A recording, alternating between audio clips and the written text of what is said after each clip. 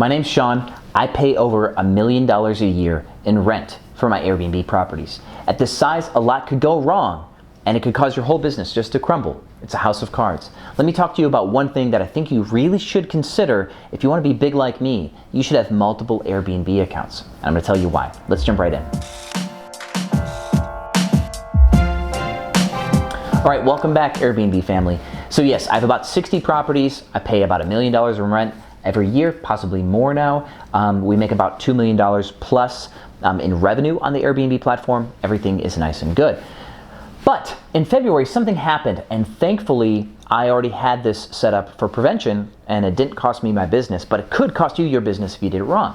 In February, Airbnb screwed up, and one of my accounts, they stopped paying me for a good couple of weeks. And so I went without a post payout for a resolution that I was seeking, plus all of my guests, and that cost me a chunk of my revenue. Rule number one in business is don't run out of cash. If you do rental arbitrage, the first of the month, you have to pay your rent. Every single month, you owe your rent no matter what. And if you default on your rent, you'll get late fees, and if you don't pay in time, you'll get evicted, and your whole business will crumble if you run out of cash. So, imagine that you have $2 million a year coming through one Airbnb account, right?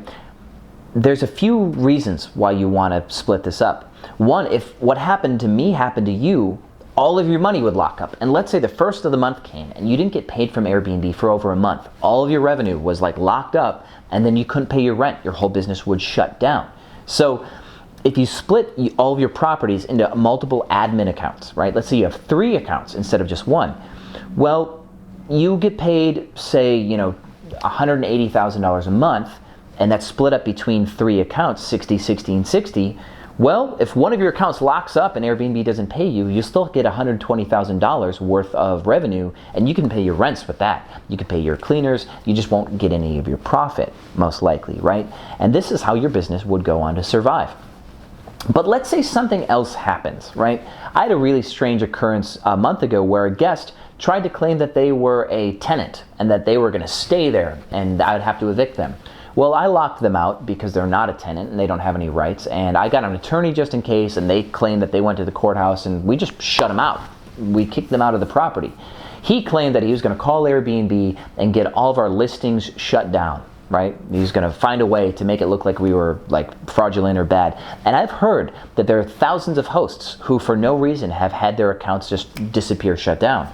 Well, in this case, let's say Airbnb did take a guest's side on something, or just you tripped a security feature that they deemed bad, and they shut down one of your accounts, and all of your listings disappeared, and you lost your revenue from one of your 3 accounts. Again, instead of you losing all of your reservations for your $2 million per year business, you would lose a third of your business, and you could still carry on with your other 2, and you'd have more time to figure out how to fix the problem with a third of your portfolio. That's another good reason to split up your accounts.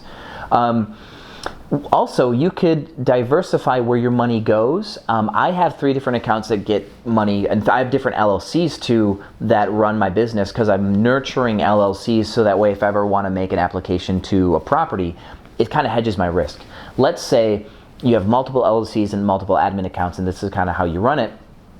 And you end up in a legal battle with one of your properties, and that property decides to put a judgment against you, or they try to evict you even though they don't have the right, and they file some paperwork, and let's say things go wrong and you do get evicted or something, which is no fun. That eviction could go on your business's record. Well, if you have another LLC with cash flow because of the way you split your admin accounts, you can still continue to do business and just apply with a different LLC for new properties one day. So you're hedging your risks for now, and you're hedging your risks in the future in case things go wrong.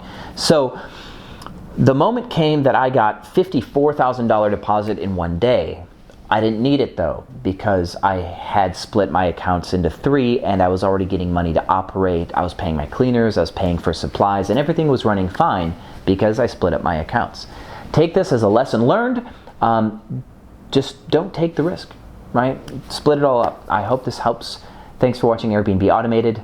Stay smart, manage your risks. I will see you on the other side.